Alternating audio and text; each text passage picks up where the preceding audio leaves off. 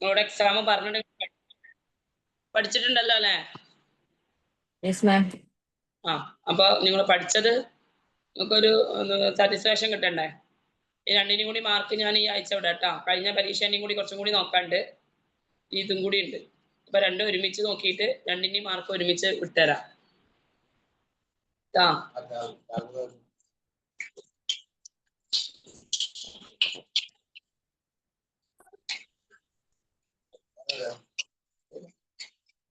Okay, അപ്പൊ exam question എഴുതിക്കോളൂ. Second chapter അല്ലേ? First chapter. Chapter ma'am. First ചാപ്റ്ററാ? First chapter, first question. What are the objectives of education? What are the objectives of education?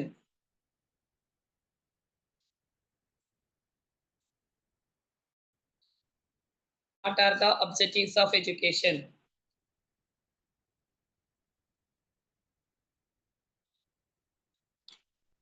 Next question, define pre-primary education. Define pre-primary education.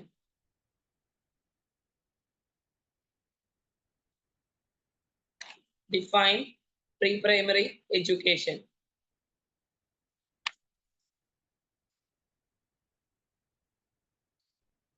Next,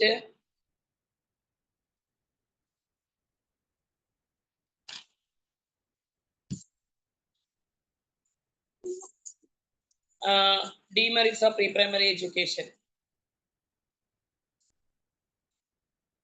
Demerits of pre-primary education.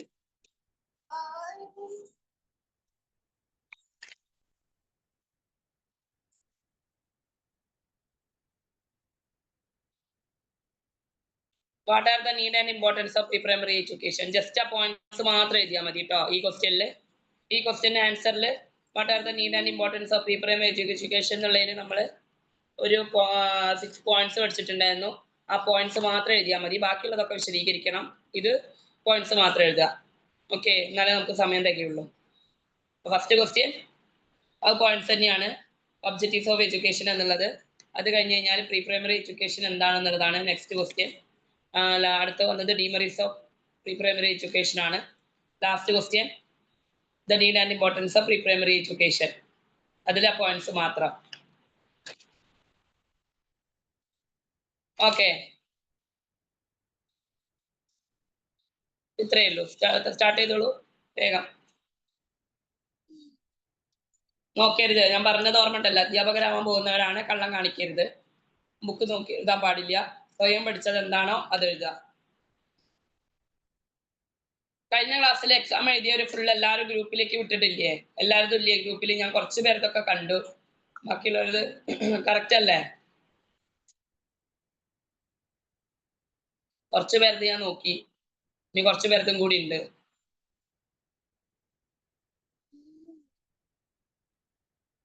ഗ്രൂപ്പിൽ തന്നെയല്ലേ എല്ലാവരും വിട്ടത്? അതെ മിസ്സേ, group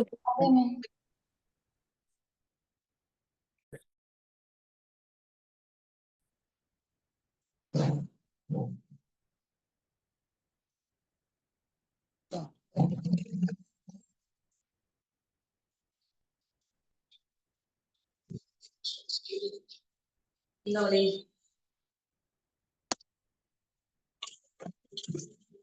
hello,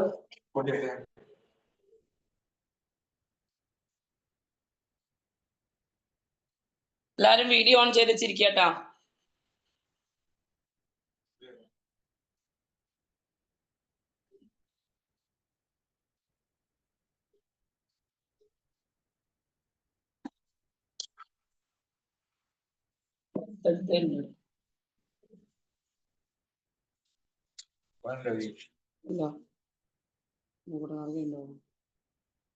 class അല്ല ഡവറെടുത്തോളി.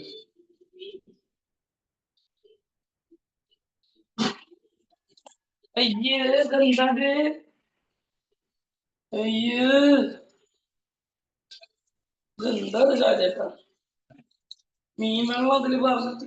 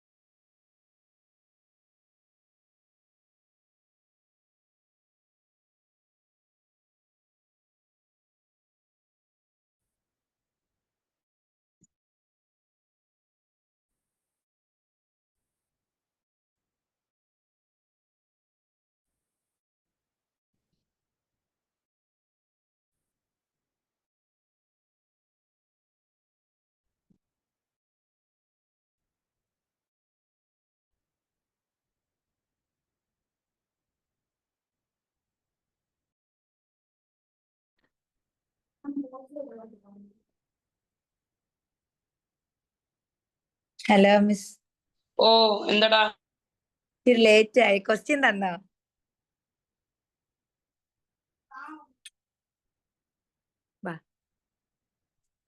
ഞാൻ ഇവിടെ ഉണ്ട് ഞാൻ പോയിട്ടൊന്നുമില്ല. അതല്ല മിസ്സേ, ക്വസ്റ്റ്യൻ എന്ന് പറയാവോ?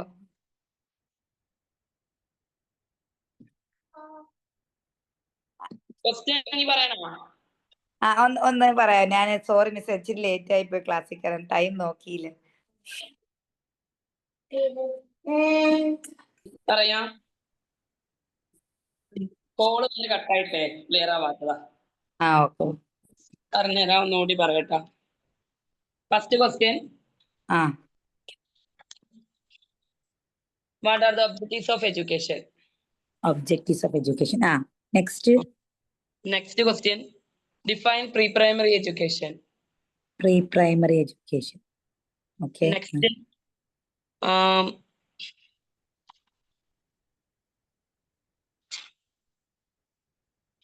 demerits of pre-primary education. Demerits of ഇത് മൂന്നെണ്ണേ ഉള്ള മിസ്സേ. ലാസ്റ്റ് ക്വസ്റ്റ്യൻ ഒന്നും കൂടി ഉണ്ട്. What are the need and importance of pre primary education? Just ആ 6 പോയിന്റ്സ് മാത്രം എഴുതിയാൽ മതി, വിശദീകരിക്കണ്ട. Importance of pre primary need and importance of pre primary education, അതിൽ നമ്മൾ 6 പോയിന്റ്സ് പഠിച്ചിട്ടുണ്ടായിരുന്നു. ആ പോയിന്റ്സ് മാത്രം അതിനെ വിശദീകരിക്കുന്നുണ്ട്. കുറേ ഉണ്ട്, പക്ഷെ ആ കുറേ ഉള്ളതൊന്നും എഴുതണ്ട. Importance and needs of pre primary education last question. അതെ അതെ. Thank you ma'am. ഓക്കെ, വേഗം എഴുതിക്കോളൂ കേട്ടോ. എഴുതാം മിസ്.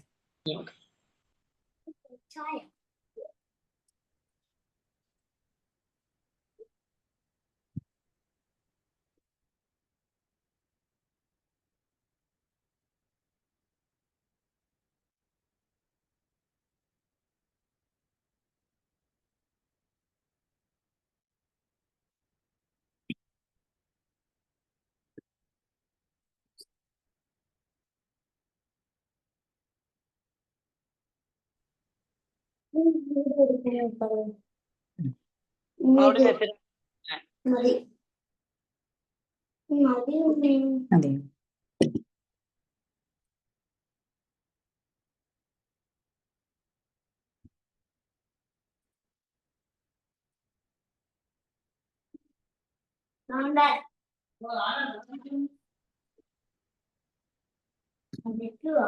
പഠിക്കുകയാണ്. വേഗം എഴുതണേ, സമയമില്ല. Speed up speed up.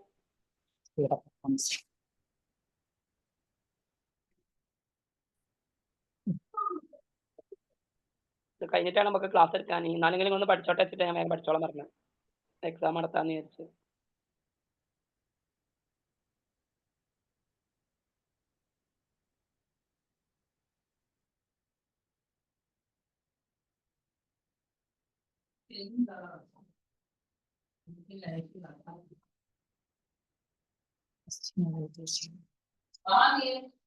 മുകളിൽ നിസ്കരിക്കാനുള്ളതാണ്.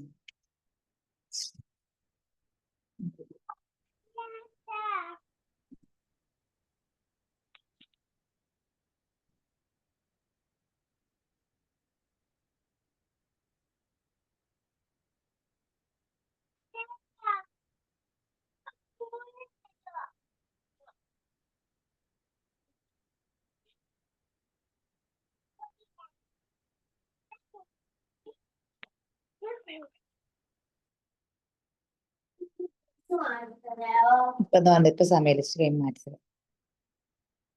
മാറ്റാം ഇച്ചിരി കഴിയട്ടെ.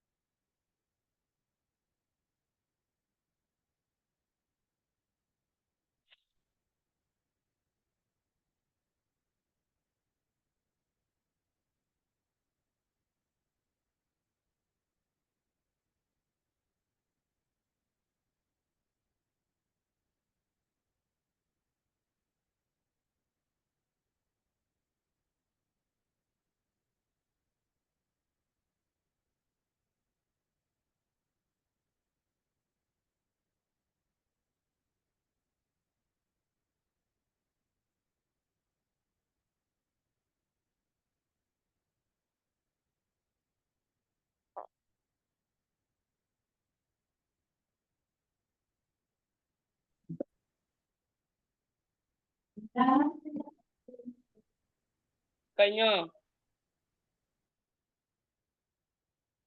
ഇല്ല മാം.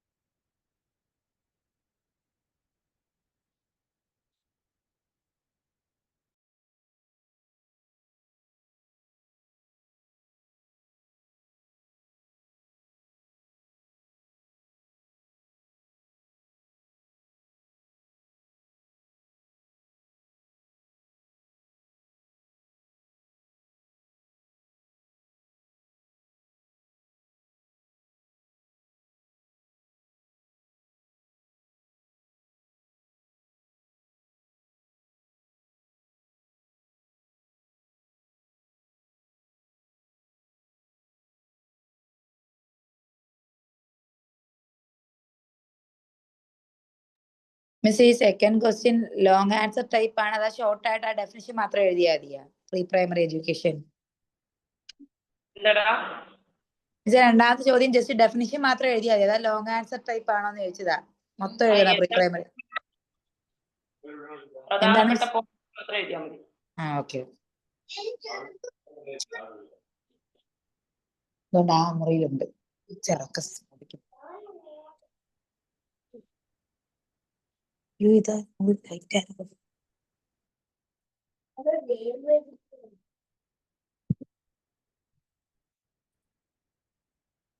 ഈ ഉടുപ്പാടി ഫുഡ് കഴിച്ചോ? ഫുഡ് കഴിച്ചു. കഴിച്ചില്ലേ? കഴിച്ചെന്നാ ഇല്ലെന്നും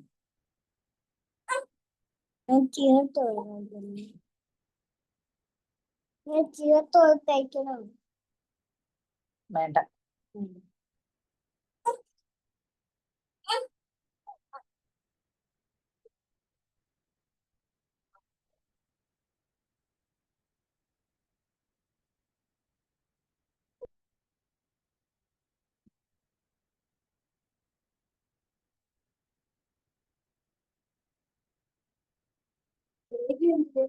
ബേബി നോക്കോട്ടാ.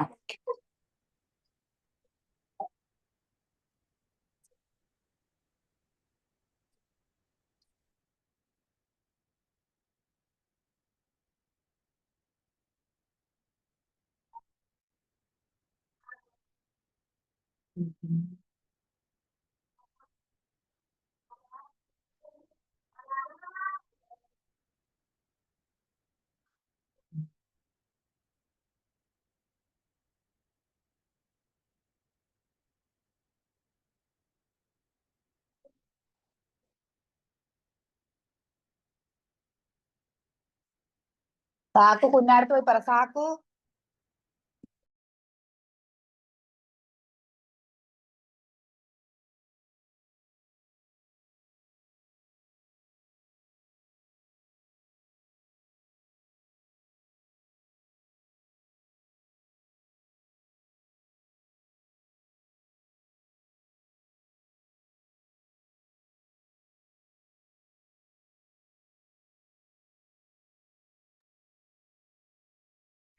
എഴുതി കഴിഞ്ഞ എല്ലാരും?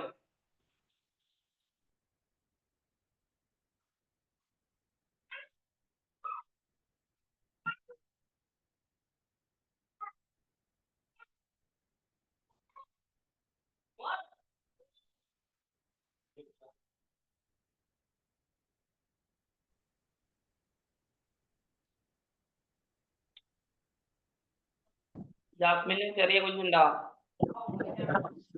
ഇല്ല മിസ് ഇതെന്റെ അനിയത്തിയുടെ കുട്ടിയാണ്. അനിയത്തി ഡ്രസ്സ് മാറാൻ പോയി. ഇത് ഭയങ്കര കരച്ചിൽ. അവരുടെ കയ്യിലെടുത്ത് പിടിച്ചതാ. പക്ഷെ ഇവിടെ തലയും ഉറച്ചിട്ടില്ല. ഒരു കൈ കൊണ്ട് എക്സാം ഒരു കൈ കൊണ്ട് എന്റെ മക്കളടുത്ത് സാക്കു പോയി വിളിച്ചോണ്ട് വേടാ.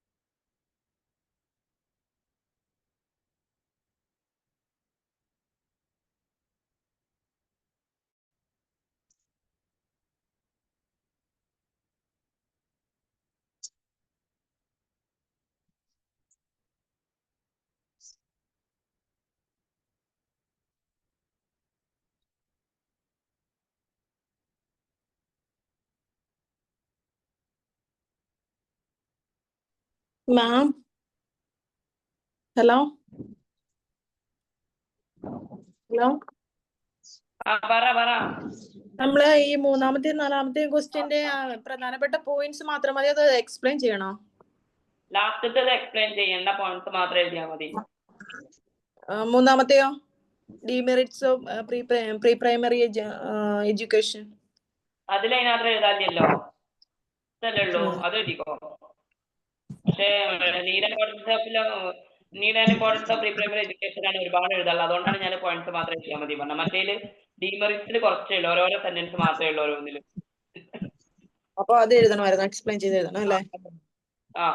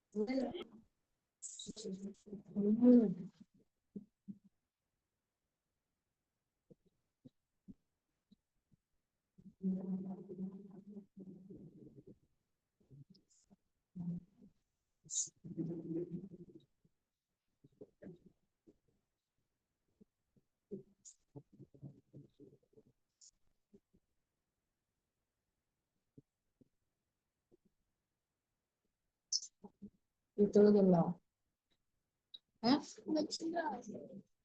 ഓർമ്മല്ല.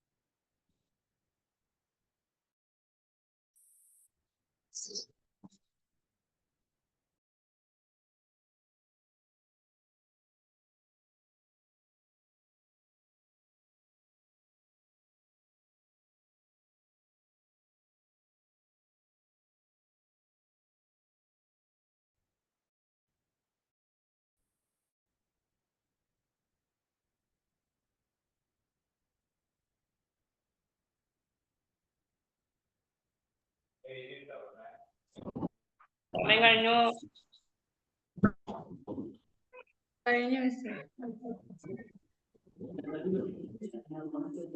ഒരു 5 minutes കൂടി. എനിക്ക് ഒരെണ്ണം കൂടി ലേറ്റ് ആയിട്ട് കയറി.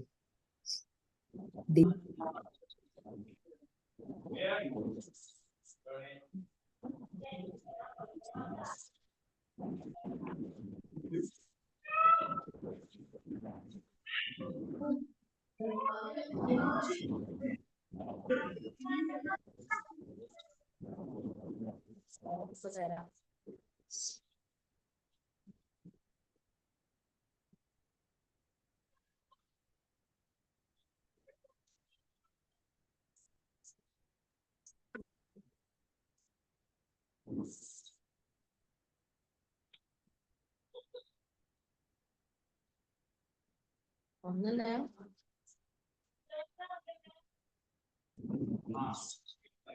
കിട്ടുമല്ലോ.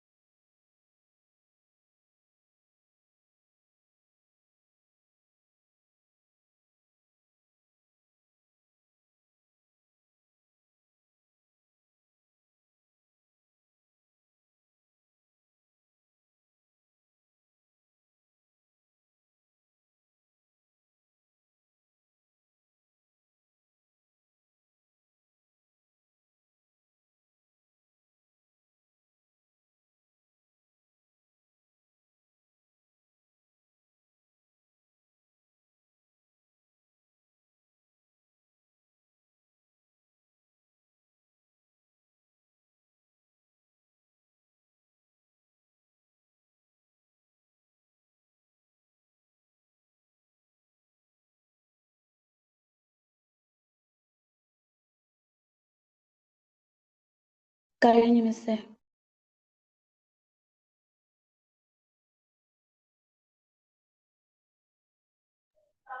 നമുക്ക് തുടങ്ങാം.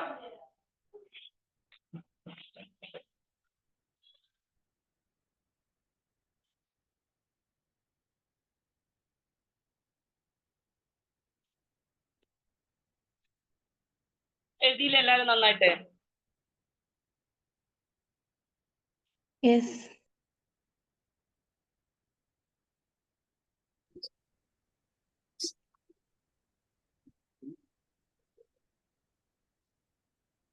ഓക്കെ, അപ്പൊ അത് എക്സാം കഴിഞ്ഞതിന് ശേഷം സെൻഡ് ചെയ്താൽ മതി കേട്ടോ. അല്ല സോറി, ക്ലാസ് കഴിഞ്ഞതിന് ശേഷം. ക്ലാസ്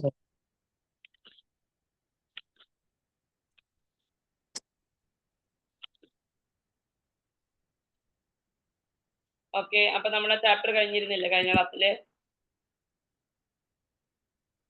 ഏതായിരുന്നു നമ്മൾ എടുത്തോണ്ടിരുന്നത്?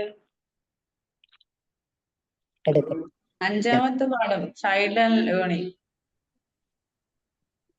കുട്ടിയും പഠനവും അല്ലെ, ചൈൽഡ് ആൻഡ് ലേണിംഗ് ആണ് പഠിക്കാനുള്ളത്. അത് പഠന പ്രക്രിയയാണ് ഇനി എടുക്കേണ്ടത്. പഠനം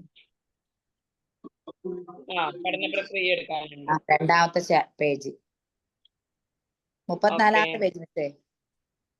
അതെ അതെ, പഠന പ്രക്രിയയാണ് നമുക്ക് ഇനി എടുക്കാനുള്ളത്. Learning activity. നമ്മൾ ലേണിംഗ് ആക്ടിവിറ്റി കുട്ടികൾക്കായി തയ്യാറാക്കുന്ന സമയത്ത് എന്തൊക്കെ കാര്യങ്ങളാണ് ശ്രദ്ധിക്കേണ്ടത് എന്നുള്ളതാണ് നമുക്ക് ഇനി അടുത്തത് പഠിക്കാനുള്ളത്.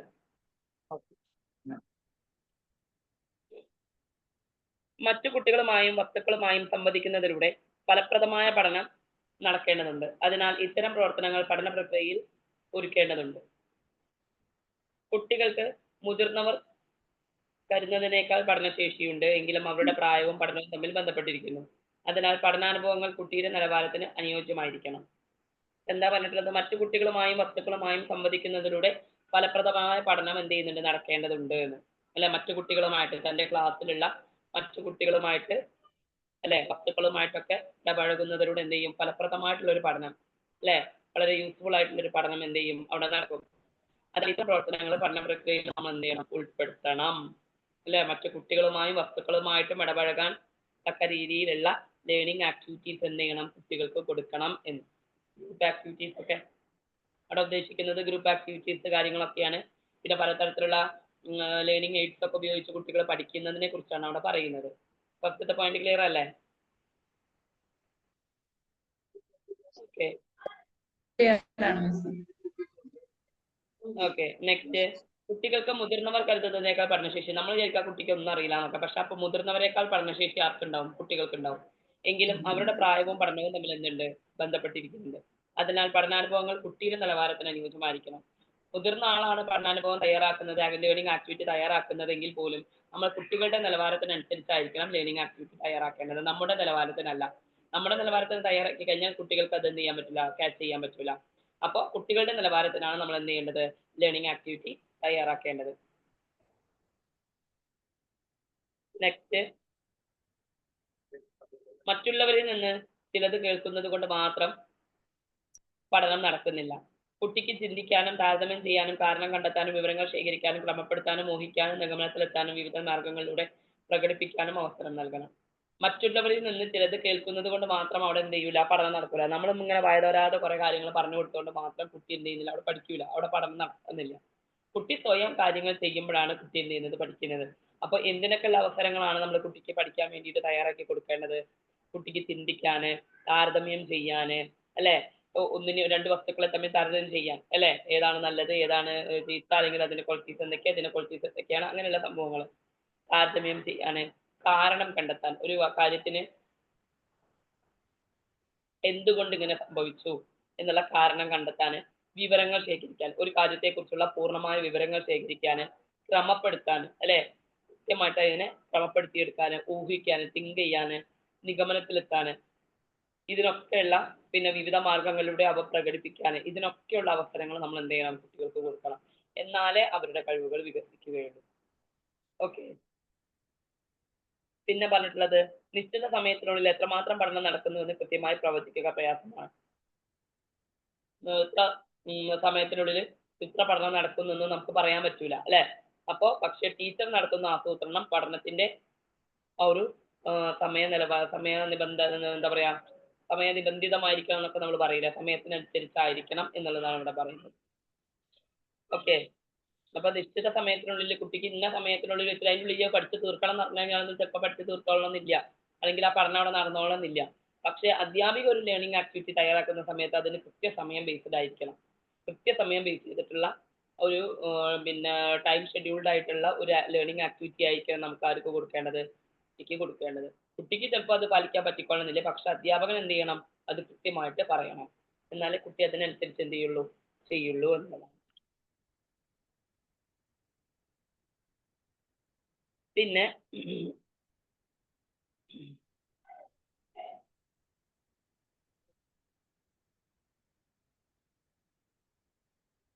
അടുത്ത പോയിന്റ് എന്ന് പറയുന്നത് പോയിന്റ് ആയിട്ടല്ല അടുത്ത പേജിൽ കൊടുത്തിട്ടുള്ളത്,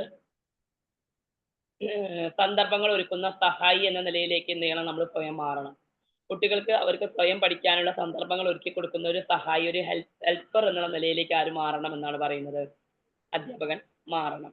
പിന്നെ ക്ലാസ് മുറിയിൽ ഇരുന്നു കൊണ്ടുള്ള പുസ്തക പ്രധാനമായ ബോധന പ്രവർത്തനങ്ങൾക്ക് പകരം ക്ലാസ്സിലും വെളിയിലുമായി നടക്കുന്ന പഠന പ്രവർത്തനങ്ങൾ ഒരുക്കണം അല്ലെ. ക്ലാസ് മുറിയിൽ ഇരുന്നു കൊണ്ടുള്ള ഒരു പുസ്തകത്തെ ബേസ് ചെയ്തിട്ട് മാത്രമുള്ള ആ ഒരു ലേണിങ്ങിന് പകരം എന്ത് ചെയ്യണം, ക്ലാസ്സിലും വെളിയിലുമായി നടക്കുന്ന പഠന പ്രവർത്തനങ്ങൾ, ലേണിംഗ് ആക്ടിവിറ്റിക്ക് എന്ത് ചെയ്യണം, പ്രാധാന്യം കൊടുക്കുകയും അത് ഒരുക്കി കൊടുക്കുകയും വേണം.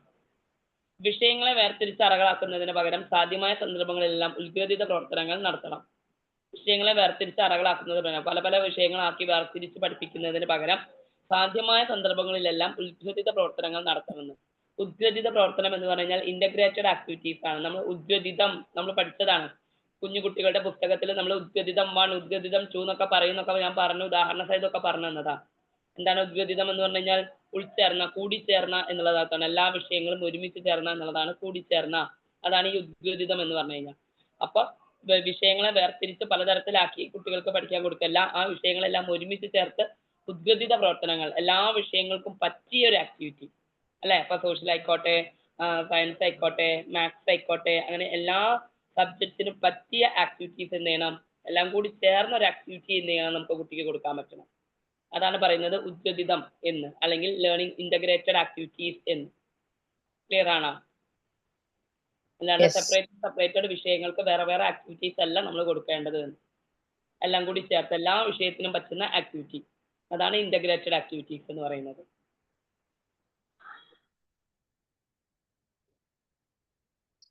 ഓക്കെ, നെക്സ്റ്റ് അർത്ഥപൂർണമല്ലാത്ത അഭ്യാസം.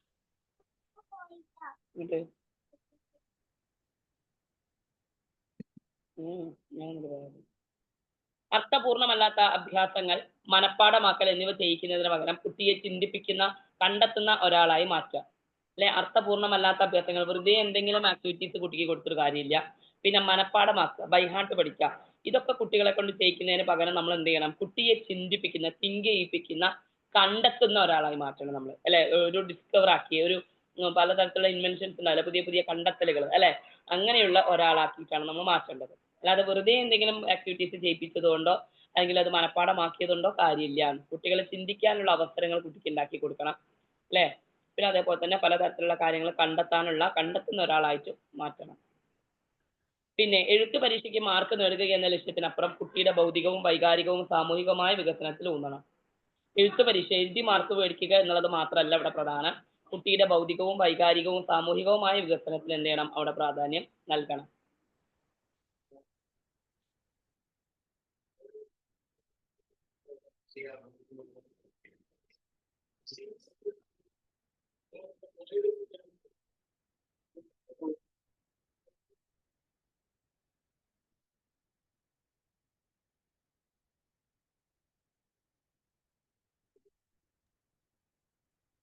ഓക്കെ, ഇത്രയാണ് അതിൽ വരുന്ന പോയിന്റ്സ്.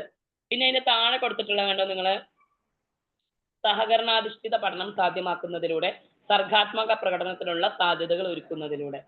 സഹകരണാധിഷ്ഠിത പഠനം എന്ന് പറഞ്ഞു കഴിഞ്ഞാൽ നമ്മൾ കോപ്പറേറ്റീവ് ലേണിംഗ് ഒക്കെ പറയും. നമ്മൾ സഹകരണാധിഷ്ഠിത പഠനം, കോപ്പറേറ്റീവ് ലേണിംഗ്, എല്ലാവരും കൂടി ചേർന്ന് ഇരുന്ന് പഠിക്കുക. കുട്ടികൾ എല്ലാവരും കൂടി ഒരു കമ്പൈൻ സ്റ്റഡി പോലെ, ഗ്രൂപ്പ് സ്റ്റഡി പോലെ പഠിക്കൂലേ, അതാണ് സഹകരണാത്മക പഠനം. ക്ലിയർ ആണ്.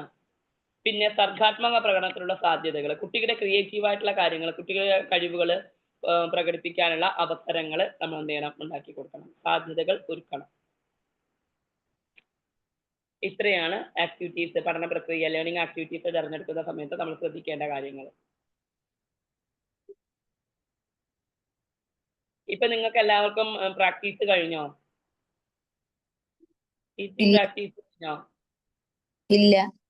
എല്ലാവർക്കൊക്കെ കഴിഞ്ഞവരുണ്ട് ഇതില്. ഇല്ല നമുക്ക് പ്രസന്റേഷൻ തുടങ്ങിയിട്ടുള്ളൂ. പ്രസന്റേഷൻ നടക്കുന്നുണ്ട്. നിങ്ങൾക്കൊന്നും തുടങ്ങിയില്ല? ഇല്ല. സ്കൂളൊക്കെ സെലക്ട് ചെയ്തോ? ഇല്ല. ഇല്ല മിസ്സേ. ഒന്നും പറഞ്ഞില്ല. ഇല്ല. ഡിസംബറിൽ സ്റ്റാർട്ട് ചെയ്യുന്ന ഇങ്ങനെ പറഞ്ഞു. ഓൺലൈൻകാർക്ക് ഡിസംബറിലും ഇടയ്ക്കൂടെ ഒരു ക്ലാസ്സിൽ ഷഹന മാം പറഞ്ഞു ഓഫ്ലൈൻകാർക്ക് ജാനുവരിയിലും ആന്ന് ഇങ്ങനെ ജസ്റ്റ് പറഞ്ഞതേ ഉള്ളൂ, വേറെ ഒന്നും പറഞ്ഞില്ല. ഇല്ലല്ലേ. അതിന്റെ മുമ്പ് ട്രെയിനിങ് ഒന്നും തരൂല? ആ ട്രെയിനിങ് 15 ദിവസം. അല്ല, അതിന്റെ മുമ്പ് എങ്ങനെയാന്നുള്ളതൊന്നും ട്രെയിനിങ് നമുക്ക് വേറെ തരൂല അവിടുന്ന്? എവിടുന്നടാ? മിസ് അതല്ല, ഈ സ്കൂളിൽ പോകുന്നതിന് മുമ്പ് ഞങ്ങൾക്ക് ഒരു ട്രെയിനിങ് തരുമെന്നാണ് ഉദ്ദേശം. എന്തൊക്കെ കാര്യങ്ങൾ എന്നുള്ളതാ? ആ സ്കൂളിൽ പോയിട്ടുള്ള കാര്യങ്ങളെ കുറിച്ചാണോ? യെസ്. അത് ഞാൻ എടുത്തു കൊടുക്കാറുണ്ട് എല്ലാ ബാച്ചിനും. ഞാൻ എടുത്തു തരണ്ട്, പേടിക്കണ്ട.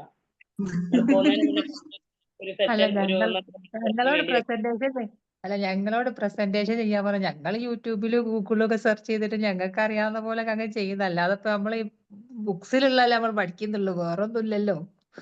അതാണ്. അപ്പൊ ഞാൻ കഴിഞ്ഞ 3 ബാച്ചിനൊപ്പം ഞാൻ പഠിപ്പിച്ചു pre primary theory school organisation ഒക്കെ. അവർക്ക് ടീച്ചിങ് പ്രാക്ടീസ് നടക്കുന്നതിന് മുന്നേ ഞാനൊരു സെഷൻ വെച്ചിട്ടുണ്ടായിരുന്നു. ക്ലാസ് എടുക്കുന്നതിന് പകരം ഈ കാര്യങ്ങളായിരുന്നു ആ ക്ലാസ്സിൽ പറഞ്ഞു കൊടുത്തിരുന്നത്. അപ്പൊ അതുകൊണ്ട് അവരന്ന് പറഞ്ഞത് ഞങ്ങൾക്ക് ഇപ്പോൾ കുറച്ച് കോൺഫിഡന്റ് ആയി, ഇനി പേടിയില്ല എന്നൊക്കെ പറഞ്ഞിട്ട് സ്കൂളിൽ പോയി, കുഴപ്പമൊന്നുമില്ല എന്ന്. അതേപോലെ എന്നെ കൊണ്ടാവുന്ന വിധം ഞാൻ പറഞ്ഞു തരണ്ട, അതൊന്നും പ്രശ്നമാക്കണ്ട, സമയം പറഞ്ഞാൽ മതി. ഓക്കെ. ഞാൻ ചോദിക്കാൻ കാരണം എന്താണെന്ന് വെച്ച് കഴിഞ്ഞാൽ ഇവിടെ എന്റെ സ്വന്തം ടീച്ചിങ് മാനുവൽ ആണ് അടുത്ത ടോപ്പിക്ക്. അത് നമ്മുടെ ടീച്ചിങ് പ്രാക്ടീസിങ്ങുമായി ബന്ധപ്പെട്ട ഒരു ടോപ്പിക്കാണ്. അതാ ഞാൻ ചോദിച്ചത്. ഞാൻ ചോദിക്കാൻ നിങ്ങളോട് വിട്ടുപോയി. നിങ്ങൾ ട്രെയിനിങ് തുടങ്ങിയോ ഇല്ലയെന്ന് ഞാൻ ചോദിക്കലില്ല, പെട്ടെന്ന് ക്ലാസ് എടുത്ത് പോവാം. അപ്പൊ ഞാൻ ഈ ഒരു ടോപ്പിക് എന്ന് പറയുന്നത് നമ്മുടെ ട്രെയിനിങ്ങുമായി ബന്ധപ്പെട്ടതാണ്. എന്റെ സ്വന്തം ടീച്ചിങ് മാനുവൽ. നിങ്ങൾക്ക് അറിയോ അറിയില്ല, നമ്മുടെ അധ്യാപകര്, ഞാൻ BEd കഴിഞ്ഞതാണ്. അപ്പൊ BEdന് പഠിക്കുമ്പോഴൊക്കെയാണ് ഞാനിത് ആദ്യമായിട്ട് എന്താന്നുള്ളത് അറിഞ്ഞത്. എന്റെ സ്വന്തം ടീച്ചിങ് മാനുവൽ, അധ്യാപികയുടെ കയ്യിൽ ഒരു നോട്ട് പുസ്തകം എപ്പോഴും ഉണ്ടായിരിക്കണം. ആ നോട്ട് പുസ്തകത്തിൽ നമ്മളിപ്പോ നാളെ എന്താണോ പഠിപ്പിക്കാൻ പോകുന്നത് അതിനെ കുറിച്ചിട്ടുള്ള ഒരു പൂർണ്ണമായ ഒരു സ്കെച്ച് അതിൽ എഴുതിയിട്ടുണ്ടായിരിക്കണം. ഒരു പ്ലാൻ. നമ്മളിപ്പോ ഒരു വീട് ഉണ്ടാക്കുന്നതിന് മുന്നേ നമ്മളൊരു പ്ലാൻ തയ്യാറാക്കില്ലേ, അതേപോലെ തന്നെയാണ് നമ്മൾ ഇവിടെ എന്ത് ചെയ്യുന്നത്, ഒരു ലെസൺ പ്ലാൻ അല്ലെങ്കിൽ ടീച്ചിങ് മാനുവൽ എന്ന് പറയും അതിന്. അപ്പൊ ടീച്ചിങ് മാനുവൽ അല്ലെങ്കിൽ ലെസൺ പ്ലാൻ എന്ത് ചെയ്യണം, TM ടീച്ചിങ് മാനുവൽ എന്ന് പറഞ്ഞിട്ട് എന്ത് ചെയ്യണം, നമ്മൾ അതവിടെ തയ്യാറാക്കണം. നമ്മളിപ്പോ ഒരു ചാപ്റ്റർ നാളെ എടുക്കുന്നു, ആ ചാപ്റ്ററിൽ നമ്മൾ എന്തൊക്കെ പഠിപ്പിക്കും, എന്തൊക്കെ ആശയങ്ങളാണ് കുട്ടികളിലേക്ക് എത്തിക്കുക, എന്താണ് ആ പാഠത്തിലൂടെ ഉദ്ദേശിക്കുന്നത്, എന്താണ് കുട്ടിക്ക്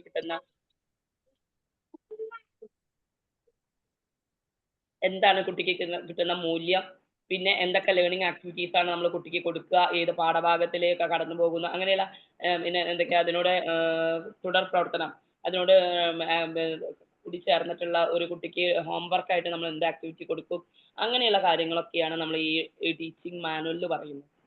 ഓക്കെ.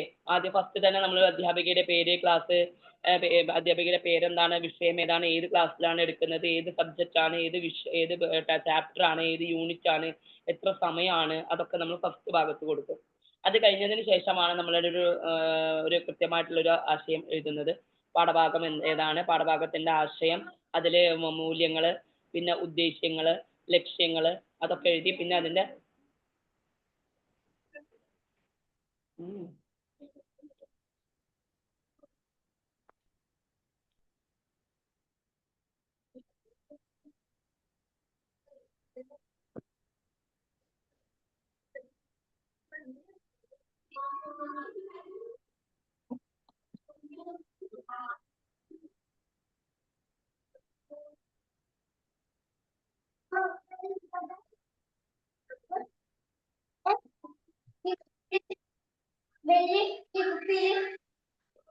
ഓക്കെ. അപ്പൊ നോക്കുക എന്താണ് ടീച്ചിങ് മാനുവൽ എന്നുള്ളത്. അപ്പൊ നമ്മൾ രണ്ടാമത്തേല് പറഞ്ഞു ലേണിംഗ് ആക്ടിവിറ്റീസ് അങ്ങനെയുള്ള കാര്യങ്ങൾ. മൂന്നാമത്തെ ഭാഗത്താണ് നമ്മളിപ്പോ പറയുന്നത് എന്തൊക്കെയാണ് എന്നുള്ളത്. അപ്പൊ ഇനി നമുക്ക് നോക്കാം എന്തൊക്കെയാന്നുള്ളത്. ഓരോ വിഷയത്തിലും ഓരോ ക്ലാസ്സിലും കുട്ടി നേടാൻ ഉദ്ദേശിക്കുന്ന ശേഷികൾ കരിക്കുലത്തിൽ നൽകിയിട്ടുണ്ട്. ഓരോ വിഷയത്തിലും ഏത് സബ്ജക്റ്റ് ആണോ ആ സബ്ജക്റ്റില് ഓരോ ക്ലാസ്സിലും കുട്ടി എന്തൊക്കെ എന്താ പറയാ ശേഷികളാണ് നേടേണ്ടത് എന്നുള്ളത് നമ്മുടെ കരിക്കുലത്തിൽ കൊടുത്തിട്ടുണ്ട്. ഇവ ലഭിക്കാൻ ആവശ്യമായ പഠനാനുഭവങ്ങൾ ഒരുക്കുകയാണല്ലോ അധ്യാപികയുടെ ഉത്തരവാദിത്തം. ഇവ ലഭിക്കാൻ വേണ്ടിയിട്ട് എന്തൊക്കെ ആക്ടിവിറ്റീസ്, ആ ഒരു ലേണിംഗ് ഒബ്ജക്റ്റീവ്സ് നമുക്കുണ്ട്. കുട്ടി എന്തൊക്കെ നേടണം, ഈ ഒരു പാഠഭാഗം പഠിക്കുന്നതിലൂടെ കുട്ടി എന്തൊക്കെയാണ് നേടേണ്ടത്, ആ നേടേണ്ട ഉദ്ദേശങ്ങൾ നമുക്കറിയാം. അപ്പൊ ആ ഉദ്ദേശങ്ങൾ കുട്ടി നേടിയെടുക്കണമെങ്കിൽ ഏതൊക്കെ തരത്തിലുള്ള ലേണിംഗ് ആക്ടിവിറ്റീസ് നമ്മൾ കുട്ടിക്ക് കൊടുക്കണം അല്ലെ, അത് ഒരുക്കി കൊടുക്കുക എന്നുള്ളതാണ് അധ്യാപികയുടെ ഉത്തരവാദിത്വം എന്ന് പറയുന്നത്. ഓരോ അധ്യാപികയും സ്വന്തം ക്ലാസ്സിന്റെയും കുട്ടിയുടെയും നിലവാരത്തിനും സാഹചര്യത്തിനും അനുസരിച്ച് വേണം പ്രവർത്തനങ്ങൾ ആസൂത്രണം ചെയ്യാൻ. എന്താ ചെയ്യേണ്ടത്? ഓരോ അധ്യാപികയും സ്വന്തം ക്ലാസ്സിന്റെ അവിടുത്തെ ആ കുട്ടികളുടെ നിലവാരത്തിന്റെ, ആ കുട്ടികളുടെ സാഹചര്യത്തിന് അനുസരിച്ചുള്ള ലേണിംഗ് ആക്ടിവിറ്റീസ് ആണ് എന്ത് ചെയ്യേണ്ടത്, പ്ലാൻ ചെയ്യേണ്ടത്. നിശ്ചിത ശേഷികൾക്ക് ആവശ്യമായ പഠന പ്രവർത്തനങ്ങൾ ഏതിന്റെയൊക്കെ സഹായത്തോടെ രൂപീകരിക്കാം? എന്തൊക്കെയാണ് നമുക്ക് കുട്ടിയുടെ ശേഷികൾക്ക് ആവശ്യമായിട്ടുള്ള പഠന പ്രവർത്തനങ്ങൾ എങ്ങനെയാണ് നമുക്ക് രൂപീകരിക്കാൻ സാധിക്കുക? എന്തിന്റെയൊക്കെ സഹായത്തോടെ നമുക്ക് രൂപീകരിക്കാം? പാഠപുസ്തകങ്ങൾ ഉപയോഗിക്കാം. പാഠപുസ്തകങ്ങൾ ഉപയോഗിച്ചിട്ട് നമുക്ക് എന്ത് ചെയ്യാം? പഠന പ്രവർത്തനങ്ങളെ രൂപീകരിക്കാം. പിന്നെ അധ്യാപക സഹായികൾ ഉപയോഗിക്കാം. ക്ലസ്റ്റർ യോഗങ്ങളിലൂടെ നമുക്ക് ഒരുപാട് ആശയങ്ങൾ കിട്ടും. ഓരോ പാഠഭാഗം എങ്ങനെ പഠിപ്പിക്കണം, എന്തൊക്കെ ആക്ടിവിറ്റീസ് കൊടുക്കണം, ഏതൊക്കെ ലേണിംഗ് എയ്ഡ്സ് ഉപയോഗിക്കണം എന്നൊക്കെ ക്ലസ്റ്റർ യോഗത്തിലൂടെ നമുക്ക് കിട്ടും.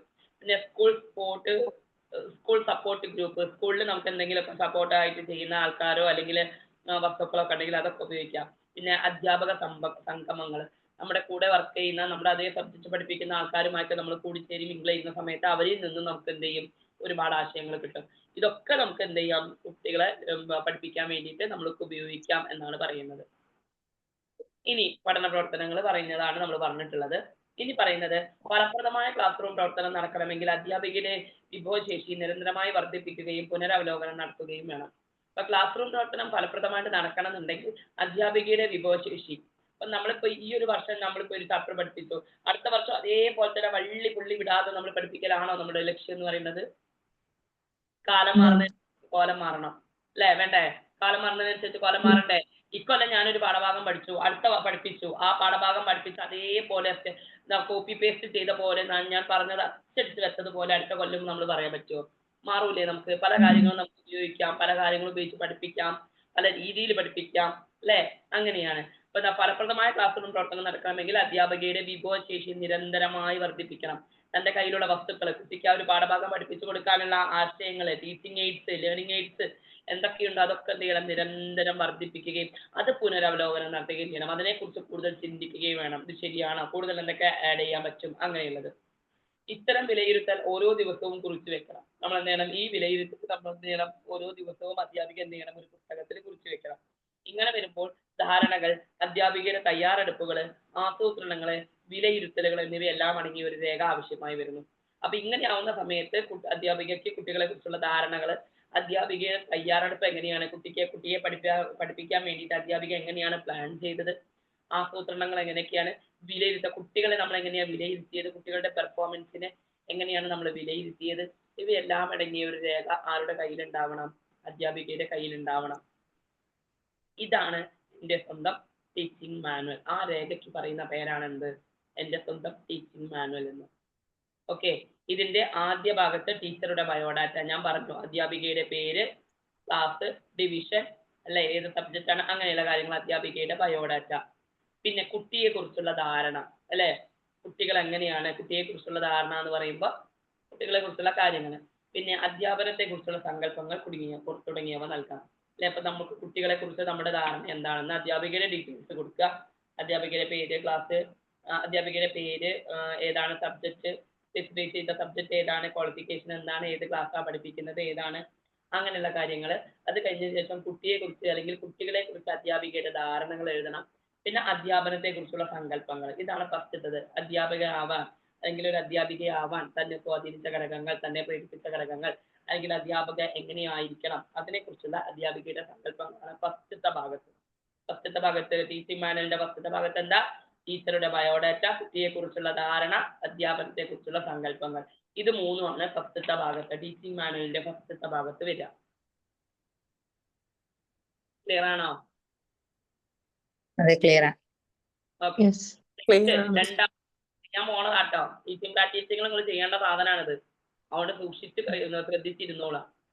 രണ്ടാമത്തെ പുറത്ത് രണ്ടാമത്തെ ഇതിൽ നമ്മൾ എന്താ ചെയ്യാ? രണ്ടാമത്തെ സ്റ്റെപ്പ് എന്ന് പറയുന്നത് പ്രവർത്തനം ആസൂത്രണം ചെയ്യുകയും നടപ്പാക്കുകയും ചെയ്യുമ്പോൾ ടീച്ചർക്ക് ആവശ്യമായ മറ്റു വിഭവങ്ങളാണ് രണ്ടാം ഭാഗം.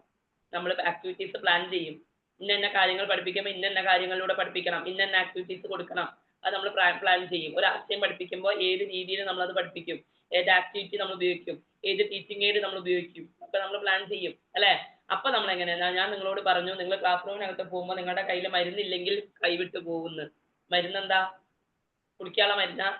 അല്ല, കുട്ടികളെ കയ്യിലെടുക്കാനുള്ള മരുന്ന്. എന്താ കുട്ടികളെ കയ്യിലെടുക്കാനുള്ള മരുന്ന്? കുട്ടികളെ കയ്യിലെടുക്കാനുള്ള കവിതകള്, പേപ്പർ കട്ടിങ്ങുകള്, ടീച്ചിങ് എയ്ഡ്സ്, അതേപോലെ തന്നെ എന്തൊക്കെ കാര്യങ്ങളുണ്ടോ കുട്ടികളെ കയ്യിലെടുക്കാൻ, നിങ്ങളുടെ കയ്യിൽ എന്തൊക്കെ ഉണ്ടോ അതൊക്കെ ഉപയോഗിക്കാം. മനസ്സിലാവുന്നുണ്ടോ? അതാണത്. അപ്പൊ ടീച്ചർക്ക് ആവശ്യമായ വിഭവങ്ങൾ എന്ന് പറയുന്നത് ഇതാണ്. അതാണ് രണ്ടാം ഭാഗം അല്ലെ. പ്രവർത്തനം ആസൂത്രണം ചെയ്യുകയും നടപ്പാക്കുകയും ചെയ്യുമ്പോൾ ടീച്ചർക്ക് ആവശ്യമായ മറ്റു വിഭവങ്ങളാണ് രണ്ടാം ഭാഗം. പാട്ടുകൾ, കവിതകൾ, കഥകൾ, പഴഞ്ചൊല്ലുകൾ, കടങ്കവിതകൾ, പേപ്പർ കട്ടിങ്ങുകൾ തുടങ്ങിയവയുടെ ശേഖരണമാണിത്. കണ്ടോ? രണ്ടാമത്തെ ഭാഗത്തിൽ എന്തൊക്കെ വേണം എന്നുള്ളതാണ്. ഓക്കെ. ഇവ പ്രത്യേകം പുസ്തകങ്ങളിലായിരിക്കും നല്ലത്. ഇതൊക്കെ നമ്മൾ എന്ത് ചെയ്യണം? പ്രത്യേകം പുസ്തകങ്ങൾ തയ്യാറാക്കി വെക്കണം. പരിശീലനങ്ങൾ, ക്ലസ്റ്റർ യോഗങ്ങൾ, സഹപ്രവർത്തകരുമായ ഇടപെടലുകൾ എന്നിവയിലൂടെ കിട്ടുന്ന ധാരണകളും ഈ ശേഖരത്തിൽ അപ്പോൾ എഴുതി ചേർക്കാം. അപ്പൊ ഇതൊക്കെ നമുക്ക് വേറൊരു പുസ്തകത്തിൽ നമ്മൾ എഴുതി ചേർക്കുകയാണെന്നുണ്ടെങ്കിൽ അതിൽ നമുക്ക് എന്ത് ചെയ്യാം? ഈ പുസ്തകത്തിന് വേറെ ഒരു ഭാഗത്ത് നമ്മൾ എഴുതി ചേർക്കുകയാണെന്നുണ്ടെങ്കിൽ നമുക്ക് ആ ഒരു ചാപ്റ്ററുമായി ബന്ധപ്പെട്ട് എന്തൊക്കെ കാര്യങ്ങളുണ്ട് അതൊക്കെ അതിൽ എഴുതി ചേർത്തൂടെ? വേറെ ടീച്ചേഴ്സുമായി സംസാരിക്കുമ്പോൾ നമുക്ക് കിട്ടാം, ക്ലസ്റ്റർ യോഗങ്ങൾ കിട്ടുമ്പോൾ നമുക്ക് കിട്ടാം അല്ലെ, ചില പുസ്തകങ്ങൾ വായിക്കുമ്പോഴാവും ചിലപ്പോൾ നമുക്ക് കിട്ടുക അല്ലെ. അങ്ങനെയുള്ള കാര്യങ്ങളൊക്കെ നമുക്ക് എന്ത് ചെയ്യാം? അതിൽ പിന്നെയും പിന്നെയും പിന്നെയും എന്ത് ചെയ്യാം? ആഡ് ചെയ്ത് കൊടുക്കാം. ഇതാണ് രണ്ടാമത്തെ ഭാഗം.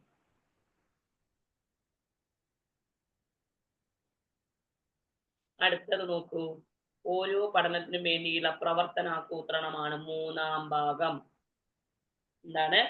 ഓരോ പഠനത്തിനും, ഓരോ പാഠഭാഗം അല്ലെങ്കിൽ ഓരോ ആശയം നമ്മൾ പഠിപ്പിക്കുമ്പോഴും നമ്മൾ കുട്ടിക്ക് കൊടുക്കുന്ന പ്രവർത്തന ആസൂത്രണം, ആക്ടിവിറ്റി പ്ലാനിങ്, മനസ്സിലാവുന്നുണ്ടോ? പ്രവർത്തനാസൂത്രണമാണ് മൂന്നാമത്തെ ഭാഗം. അങ്ങനെയാകുമ്പോൾ ആദ്യം ചെയ്യേണ്ടത് ആ പാഠവുമായി ബന്ധപ്പെട്ട് കുട്ടികളിൽ ഉണ്ടാവേണ്ട ശേഷികൾ തിരഞ്ഞെടുക്കലാണ്. ആ ഒരു പാഠം പഠിക്കുന്നതിലൂടെ കുട്ടിയിൽ ഉണ്ടാകുന്ന ശേഷി എന്തൊക്കെയാണെന്നുള്ളത് നമ്മൾ എന്ത് ചെയ്യണം? ആദ്യം കണ്ടെത്തണം. ആദ്യം കണ്ടെത്തിയതിനു ശേഷം നമ്മൾ എന്ത് ചെയ്യണം? അതിനനുസരിച്ചുള്ള കാര്യങ്ങൾ കുട്ടിക്ക് പറഞ്ഞു കൊടുക്കണം. അപ്പൊ കുട്ടികളിൽ ഉണ്ടാകുന്ന ശേഷികൾ കണ്ടെത്തിയാൽ ഓരോ ശേഷിക്കും വേണ്ടത്ര പഠനങ്ങൾ കണ്ടെത്തി എഴുതി തയ്യാറാക്കലാണ് അടുത്ത പരിപാടി. അപ്പോൾ ഓരോ പഠനത്തിനും വേണ്ടിയിട്ടുള്ള പ്രവർത്തന ആസൂത്രണം, ആക്ടിവിറ്റീസ് പ്ലാൻ ചെയ്യുക എന്നുള്ളതാണ് ഇവിടെ മൂന്നാമത്തെ ഭാഗം. ക്ലിയർ ആണോ? ക്ലിയർ ആണ്. മൂന്ന് ഭാഗങ്ങളുണ്ട് ടീച്ചിങ് മാനുവൽ. ഏതൊക്കെയാണെന്ന് പറഞ്ഞേ. ബയോഡാറ്റ, കുട്ടിയെ കുറിച്ചുള്ള ധാരണ, അധ്യാപനത്തെ കുറിച്ചുള്ള സങ്കല്പങ്ങൾ, കുട്ടിയെ കുറിച്ചുള്ള ധാരണ, അധ്യാപനത്തെ കുറിച്ചുള്ള സങ്കല്പങ്ങൾ, പിന്നെ രണ്ടാമത്തെ ഭാഗത്ത് എന്താ? ആസൂത്രണം ചെയ്യുക, നടപ്പാക്കുക, ടീച്ചർമാർക്ക് ആവശ്യമായ മറ്റു വിഭവങ്ങൾ, സമയത്ത് ടീച്ചർക്ക് ആവശ്യമായിട്ടുള്ള വിഭവങ്ങളാണ്. പാട്ടുകൾ, കവിതകൾ, കഥകൾ, പഴഞ്ചൊല്ലുകൾ, കടങ്കവിതകൾ, ഇതൊക്കെ കടങ്കഥകള്, പാട്ടുകൾ, കവിതകള്, പേപ്പർ കട്ടിങ്ങുകൾ, ടീച്ചിങ് എയ്ഡ്സ്, അങ്ങനെയുള്ള ചാർട്ടുകള്, models, work model, skill model, അങ്ങനെയൊക്കെ നമുക്ക് ഉണ്ടാക്കാലോ. അതൊക്കെയാണ് രണ്ടാമത്തെ ഭാഗത്ത്. മൂന്നാമത്തെ ഭാഗത്താണ് എന്ത്? ഓരോ പാഠവുമായി ബന്ധപ്പെട്ട് കുട്ടികളിലാവേണ്ട ശേഷികൾ തിരഞ്ഞെടുക്കുക. കുട്ടികൾക്ക് നമ്മൾ പഠിക്കാൻ ആവശ്യമായിട്ടുള്ള എന്തൊക്കെ ആക്ടിവിറ്റീസ് കൊടുക്കും, ആ ഒരു ആശയം കുട്ടികളിലേക്ക് എത്തിക്കാൻ വേണ്ടിയിട്ട്, ആ ഒരു പാഠഭാഗം പഠിപ്പിക്കാൻ വേണ്ടിയിട്ട് നമ്മൾ എന്തൊക്കെ ലേണിംഗ് ആക്ടിവിറ്റീസ് കുട്ടിക്ക് കൊടുക്കും, പ്രവർത്തനങ്ങൾ നമ്മൾ കൊടുക്കും. അതാണ് മൂന്നാമത്തെ ഭാഗം. അതാണ് പ്രവർത്തനാസൂത്രണം. ഓക്കെ. 3 ഭാഗങ്ങളുണ്ട് ടീച്ചിങ് എയ്ഡിന്, ടീച്ചിങ് മാനുവലിന്. ആ 3 ഭാഗങ്ങളെ കുറിച്ചാണ് നമ്മളിപ്പോ പറഞ്ഞത്. ക്ലിയർ ആണോ? ക്ലിയർ. ക്ലിയർ. അപ്പൊ നിങ്ങളുടെ അടുത്ത് ഏതെങ്കിലും ക്ലാസ്സിന്റെ ചെറിയ ക്ലാസ്സിന്റെ ടെക്സ്റ്റ് ബുക്ക് എങ്ങാണ്ട് ഏതെങ്കിലും ഉണ്ടോ? ഏത് ക്ലാസ്സിന്റെ ഉള്ളത്? ഫസ്റ്റ് സ്റ്റാൻഡേർഡ് ക്ലാസ്സിന്റെ ഉണ്ട്, LKG UKG ഉണ്ട്, UKG ഉണ്ട്. ഉണ്ട്. അപ്പൊ എന്നാ ഞാൻ നിങ്ങൾക്ക് ഒരു ടാസ്ക് തരാൻ പോവാണേ. ടാസ്ക് തരാൻ ഞാൻ കാണിക്കത്തില്ല. അല്ലെങ്കിലേ വിഷയം എങ്ങനെ ക്ലാസ് എടുക്കണം എങ്ങനെ എടുക്കണം അറിയില്ല. പ്രസന്റേഷൻ തന്നിക്ക് ഞങ്ങൾ ഏതോ ഇതിലൊക്കെ നോക്കി എടുക്കുന്നുണ്ട്. ആദ്യം ഒരു ഡെമോ ക്ലാസ് എന്തെങ്കിലുമൊക്കെ തരികയാണ് ഞങ്ങൾക്ക് ഒരു ഓർമ്മ ഉണ്ടാവും ഇങ്ങനെ ചെയ്യണം. അത് ഞങ്ങൾക്ക് തോന്നും പോലെ എന്തോ എടുക്കുന്നത്, പിന്നെ അതിനുള്ള പ്ലസും മൈനസും ഒക്കെ പറയുന്നത്. ഞാൻ ക്ലാസ് എടുക്കാൻ പറഞ്ഞില്ലല്ലോ. എന്താണ് മിസ്സിന്റെ അല്ല ടാസ്ക് ഞങ്ങൾ ആദ്യം കേൾക്കാം. ഓൾറെഡി എടുത്ത് കഴിഞ്ഞല്ലോ. എന്താണ് പറഞ്ഞത്? ടീച്ചിങ് മാനുവൽ തയ്യാറാക്കുക എന്നുള്ളതാണ് നിങ്ങൾക്ക് ഞാൻ തരുന്ന ടാസ്ക്. അതെ, അതെങ്ങനെ തയ്യാറാക്കണം എന്നും കൂടി മിസ് ഡീറ്റെയിൽ ആയിട്ട് പറയണേ. അങ്ങനെയാണെങ്കിൽ ഓക്കെ. തയ്യാറാക്കണം എന്ന് ഞാൻ പറഞ്ഞു.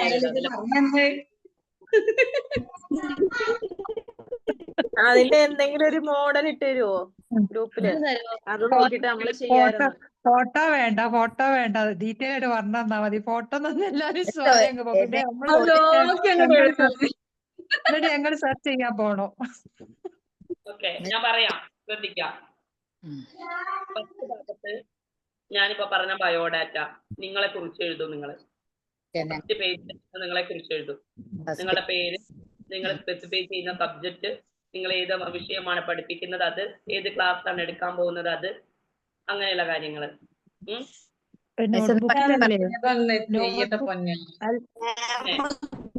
ഗ്രൂപ്പിലൊരു വോയിസ് അയക്കുന്നതാ നല്ലത്. അതായിരിക്കും കുറച്ചുകൂടെ നല്ലത് മിസ്. നോട്ട്ബുക്കിലല്ലേ ഇതിന്റെ? ഞങ്ങളെ കയ്യിലൊരു ബുക്ക് എടുത്തിട്ട് ആ ബുക്കിലല്ലേ? ആ നോട്ട്ബുക്കില്. അടുത്ത ക്ലാസ്സില് ഞാനിത് ഓരോരുത്തരെ കൊണ്ട് ഈ ടീച്ചിങ് മാനുവൽ വായിപ്പിക്കും. ഫസ്റ്റ് പേജില് ഞങ്ങളെ ബയോഡാറ്റ. ബാക്കി ക്ലാസ്സിൽ പഠിക്കാനില്ല, ഈ ടീച്ചിങ് മാനുവൽ തയ്യാറാക്കി വരിക എന്നുള്ളതാണ് അടുത്ത ക്ലാസ്സിലേക്കുള്ള ടാസ്ക്. അടുത്ത ക്ലാസ്സിലേക്ക് അതെങ്ങനെയാ റെഡിയാക്കുന്നുള്ളതൊന്ന് ഗ്രൂപ്പിനകത്ത് ഇടണേ. കാരണം ഇത് വോയിസ് ബ്രേക്കായി പോകുന്നുണ്ട്.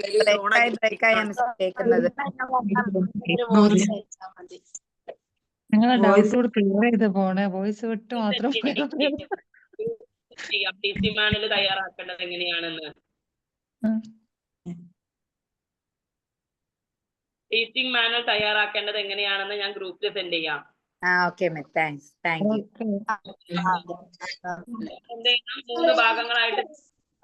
മൂന്ന് ഭാഗങ്ങളായിട്ട് തിരിച്ചിട്ട് വേണം നമ്മൾ എന്ത് ചെയ്യാൻ, ടീച്ചിങ് മാനുവൽ തയ്യാറാക്കാൻ. ഫസ്റ്റ് ഭാഗത്ത് പിന്നെ കുട്ടികളെ കുറിച്ചുള്ള നിങ്ങളുടെ ധാരണ എഴുതാം. എങ്ങനെയാണ് കുട്ടികൾ എത്രക്കാരാണ്, കുട്ടികളിൽ എങ്ങനെയാണ് പഠനം നടക്കുന്നത്, ചെറിയ കുട്ടികളെ കുറിച്ചുള്ള നിങ്ങളുടെ കൺസെപ്റ്റ്. അതില് പിന്നെ അധ്യാപനത്തെ കുറിച്ചുള്ള നിങ്ങളുടെ സങ്കല്പങ്ങൾ. നിങ്ങൾ എന്തുകൊണ്ട് അധ്യാപിക എന്നുള്ള ജോലി തെരഞ്ഞെടുത്തു, അത് എത്രമാത്രം പവിത്രമായിട്ടുള്ള ജോലിയാണ്, അധ്യാപനത്തെ കുറിച്ചുള്ള ഒരു ടീച്ചിങ്ങിനെ കുറിച്ചുള്ള നിങ്ങളുടെ സങ്കല്പങ്ങൾ. ഇത്രയും കാര്യങ്ങൾ നിങ്ങൾ ഫസ്റ്റത്തെ ഭാഗത്ത് എഴുതും. രണ്ടാമത്തെ ഭാഗത്താണ് നിങ്ങളുടെ കയ്യിലുള്ള ലേണിംഗ് മെറ്റീരിയൽസ്, അല്ലെ?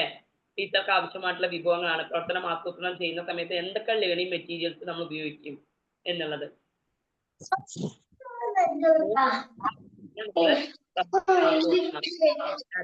എങ്ങനെയാണ് നമ്മൾ ഈ മൂന്ന് കാര്യങ്ങളാണ്. ക്ലിയർ അല്ല, കട്ടായി കളിക്കുക. സെക്കൻഡ് ക്ലിയർ അല്ല, കട്ടായി കളിക്കുന്നു. ഫസ്റ്റ് ബയോഡേറ്റ, സെക്കൻഡ് മിസ് പറഞ്ഞത് കുട്ടികളെ കുറിച്ചുള്ള സങ്കല്പങ്ങളും പിന്നെ അധ്യാപനത്തെ കുറിച്ചുള്ള സങ്കല്പങ്ങളും അല്ലേ? മൂന്നാമത്തത് മെറ്റീരിയൽ, അതായത് ഏതൊക്കെ മെറ്റീരിയലാണ് നമ്മൾ കുട്ടികളെ പഠിപ്പിക്കാൻ ഉപയോഗിക്കുന്നത്, ഇതാണ് മൂന്നാമത്തത്, ഇല്ലേ മിസ്സേ? അതെ, ജാസ്മിൻ പറഞ്ഞു തരുന്നുണ്ട്. അല്ല, മിസ്സിന്റെ ബ്രേക്ക് ആയിട്ട് മിസ്സിന് എന്തോ നെറ്റ് ഫീച്ചർ ഉണ്ടോന്നോ ഇന്നത്തെ ക്ലാസ്സിലെ കുറെ ബ്രേക്ക് ആവും. ശബ്ദം കേൾക്കുന്നുണ്ടോ? അതുകൊണ്ട് കുട്ടികൾക്ക് ക്ലിയർ ആയില്ല. പിന്നെ ഞാൻ അവിടെ നിന്ന് ഇവിടെ നിന്ന് പിടിച്ചെടുത്തതാ. ഇപ്പൊ മനസ്സിലായോ എന്തൊക്കെയാണെന്നുള്ളത്? ഫസ്റ്റ് ബയോഡാറ്റ, 2 സെക്കൻഡ് കുട്ടികളെ കുറിച്ചുള്ള സങ്കല്പങ്ങൾ. ആദ്യം മ്യൂട്ട് ചെയ്യും. എല്ലാരും മ്യൂട്ട് ചെയ്യാഞ്ഞിട്ടാണ് ഇത് ക്ലിയർ ആവാത്തത്. ഇനി ഞാൻ പറയുന്നത് കേൾക്കുക. ഫസ്റ്റ് ബയോഡാറ്റ എന്ന് പറയുന്നത് നിങ്ങളെ കുറിച്ചുള്ള കാര്യങ്ങൾ. ഓക്കെ, നിങ്ങളെ കുറിച്ചുള്ള കാര്യങ്ങൾ, നിങ്ങളുടെ പേര്, സബ്ജക്റ്റ് നിങ്ങൾ സ്പെസിഫൈ ചെയ്ത സബ്ജക്റ്റ് ഏതാണ്, ഏത് ക്ലാസ്സാണ് എടുക്കാൻ പോകുന്നത്, ഏത് വിഷയമാണ് എന്നൊക്കെ ഉള്ളത്. പിന്നെ കുട്ടികളെ കുറിച്ചുള്ള നിങ്ങൾക്കുള്ള ധാരണകൾ, അതാണ് രണ്ടാമത്തത്. അതിൽ തന്നെ മൂന്നാമത്തെ സ്റ്റെപ്പായിട്ട് വരുന്നത് അധ്യാപനത്തെ കുറിച്ചുള്ള സങ്കല്പന, ടീച്ചിങ്ങിനെ കുറിച്ചുള്ള നിങ്ങളുടെ സങ്കല്പങ്ങൾ എന്തൊക്കെയാന്നുള്ളത്. അപ്പൊ ഫസ്റ്റത്തെ ഭാഗത്ത് ഈ 3 സ്റ്റെപ്പാണ് വരിക, 3 കാര്യങ്ങൾ. ഫസ്റ്റത്തെ ഭാഗം എന്താണെന്നുള്ള മനസ്സിലായോ? മനസ്സിലായി. ഇനി രണ്ടാമത്തെ ഭാഗത്ത് വരുന്നതാണ് അധ്യാപിക പ്രവർത്തനം ആസൂത്രണം ചെയ്യുന്ന സമയത്ത് എന്തൊക്കെ ലേണിംഗ് എയ്ഡ്സ് അഥവാ എന്തൊക്കെ ടീച്ചിങ് എയ്ഡ്സ് ഉപയോഗിക്കും. ടീച്ചിങ് എയ്ഡ്സ്, മെറ്റീരിയൽസ്, ചാർട്ടുകൾ, പേപ്പർ കട്ടിങ്ങുകൾ, വർക്കിംഗ് മോഡല്, സ്കിൽ മോഡല്, പിന്നെ കവിതകള്, പാട്ടുകള്, പഴഞ്ചൊല്ലുകള്, ഇങ്ങനെയുള്ള സംഭവങ്ങളൊക്കെ നമുക്ക് അവിടെ എഴുതാം. പാട്ടൊക്കെ നമ്മൾ എഴുതണോ? പാട്ടൊന്നും എഴുതണ്ട, ഇന്ന പാട്ട് ഉപയോഗിക്കും അങ്ങനെ എഴുതിയാൽ മതി. ഫുള്ളായിട്ട് എഴുതണോ അതോ? വേണ്ട, ജസ്റ്റ് എഴുതിട്ട് പറഞ്ഞാൽ മതി. എന്റെ പാട്ട് എഴുതാനും പറയും നല്ലത്, അല്ലേക്ക് ഒരു സമാധാനം. പാട്ടൊക്കെ ഞങ്ങളെ കൊണ്ട് പാടിപ്പിക്കുക. ഞാൻ പിന്നെ ഞങ്ങൾക്ക് ടീച്ചർ പ്രാക്ടീസിന് മുന്നത്തെ ക്ലാസ് എടുക്കുമ്പോൾ ഞങ്ങളെ കൊണ്ട് പാടിപ്പിക്കും ഞാൻ.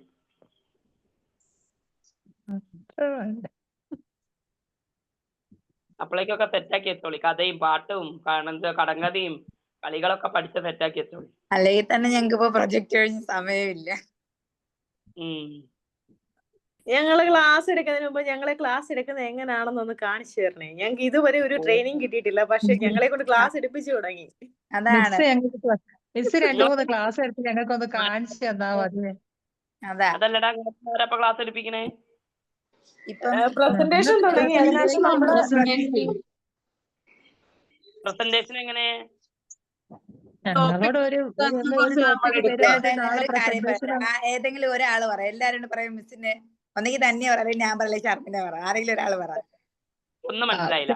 ജാസ്മിൻ പറഞ്ഞോട്ടെ. ഞാൻ പറയാം മിസ്സേ. ഇപ്പം എല്ലാ ഫ്രൈഡേയും ഞങ്ങൾക്ക് ഒരു പ്രസന്റേഷൻ ഉണ്ട്. അതായത് താഹിറ മാമും എനിക്കൊന്ന് അബാക്കസിന്റെ മാമാന്ന് തോന്നുന്നു, 2 ടീച്ചേഴ്സാണ് ഇത് വാച്ച് ചെയ്യുന്നത്. അപ്പം മിസ് തുടക്കത്തിലേ പറഞ്ഞിരുന്നു നമ്മുടെ എക്സാമിനേഷന് ഇതിന് മാർക്ക് ഇടും, നിങ്ങൾ അങ്ങനെ പ്രസന്റ് ചെയ്യണം. അപ്പൊ ഓരോ വീക്കും നിങ്ങളെ 3 ഗ്രൂപ്പായിട്ട് തിരിച്ചിട്ട് ഓരോ വീക്കും ഓരോ സബ്ജക്ട് തരും. അതായത് കുട്ടികളെ പഠിപ്പിക്കാനുള്ള സബ്ജക്ട്, കളേഴ്സ്, ആനിമൽസ്, അങ്ങനത്തെ. ഇപ്പൊ 3-4 പ്രസന്റേഷൻ കഴിഞ്ഞു. ഐ തിങ്ക് 3 തോന്നുന്നു, 4 കഴിഞ്ഞു. അപ്പം ഇതിൽ നമുക്ക് വരുന്ന മിസ്റ്റേക്കുകളും കാര്യങ്ങളും എല്ലാം പറഞ്ഞു. കറക്റ്റ് ടീച്ചർ ക്ലാസ് എടുക്കുന്ന കണക്കാണ് കുട്ടികളെ, നമ്മുടെ ഫ്രണ്ട് ഇരിക്കുന്ന കുട്ടികളാണ് സങ്കല്പിച്ച് ക്ലാസ് എടുക്കണം. എന്ത് ടീച്ചിങ് എയ്ഡ്സ് ഉപയോഗിക്കാം, ജസ്റ്റ് അത്രയും പറഞ്ഞു. അപ്പം ഞങ്ങൾക്ക് ഒരുപാട് മിസ്റ്റേക്കുകൾ വരുന്നുണ്ട്, അപ്പൊ അതെല്ലാം പറഞ്ഞു തരുന്നുണ്ട്. പക്ഷെ നമുക്ക് നെഗറ്റീവ് മാർക്സും വീഴുന്നുണ്ട്. സത്യത്തിൽ ഞങ്ങൾക്ക് അറിയത്തില്ലല്ലോ ഇതൊക്കെയാണ്, അവർ പറയുമ്പോഴാണ് ഇതൊക്കെയാണ് നമ്മുടെ മിസ്റ്റേക്ക് എന്ന് തന്നെ ഞങ്ങൾക്ക് മനസ്സിലാവുന്നത്. അപ്പൊ ഇതിനു മുമ്പ് ഞങ്ങൾക്ക് ഒന്ന് പറഞ്ഞു തരണ്ടേ, ഒരു ഇന്ന വിഷയം പഠിപ്പിക്കുമ്പം ഇന്ന കാര്യങ്ങൾ ശ്രദ്ധിച്ചോണം, ഇന്ന കാര്യങ്ങൾ, എന്നിട്ട് ഇത് നടത്തി ഞങ്ങൾക്ക് മാർക്ക് കുറച്ചാൽ ഓക്കെയാണ്. ഇപ്പൊ ഞങ്ങളിലെ പല ആളുകൾക്ക് ഇപ്പൊ മൊത്തത്തിൽ കൺഫ്യൂഷൻ ആയിരിക്കുക. ഇതിപ്പം എക്സാമിനേഷന് മാർക്ക് കുറയോ, എങ്ങനെയാണ്, അങ്ങനെ കുറച്ച് കൺഫ്യൂഷൻസ് ഉണ്ട്. പക്ഷെ പ്രസന്റേഷൻ നല്ലത് തന്നെയാണ്, പക്ഷെ അതിനു മുമ്പ് ഒരു ട്രെയിനിങ് ഞങ്ങൾക്ക് വേണമായിരുന്നു. ഞങ്ങൾക്ക് അറിയത്തില്ല അത്, കാരണം ഞങ്ങൾക്ക് നുസ്രത്ത് മാം സാധാ രീതിയിൽ പ്രസന്റേഷൻ നടത്തി, അതുപോലത്തെ പ്രസന്റേഷൻ ആണെന്നാണ് ഞങ്ങൾ വിചാരിച്ചത്. പക്ഷെ ഇതിലോട്ട് കയറിയപ്പോഴാണ് മനസ്സിലായത് കുറച്ചും കൂടി സീരിയസ് ആയിട്ട് കാണാനുള്ള പ്രസന്റേഷൻ ആണ് ഇതെന്ന്. ഇതിപ്പോ എന്റെ മാത്രം അഭിപ്രായമല്ല, വേറെയും കുട്ടികൾക്ക് ഇങ്ങനെ ഒരു കുറച്ച് കാര്യങ്ങൾ ഡൗട്ട്സ് ഉണ്ട്. നിങ്ങൾക്ക് എങ്ങനെയാണ് ക്ലാസ് റൂമിനകത്ത് പോയി പഠിപ്പിക്കേണ്ടതെന്നാണ് അവിടെ പഠിക്കും ഇപ്പൊ നിങ്ങൾ ചെയ്യേണ്ടത് അല്ലേ? അപ്പം ഇത് ഞങ്ങളിപ്പം മാർക്ക് വീണോണ്ടിരിക്കുവാണ്, ട്രെയിനിങ്ങും കിട്ടിയില്ല.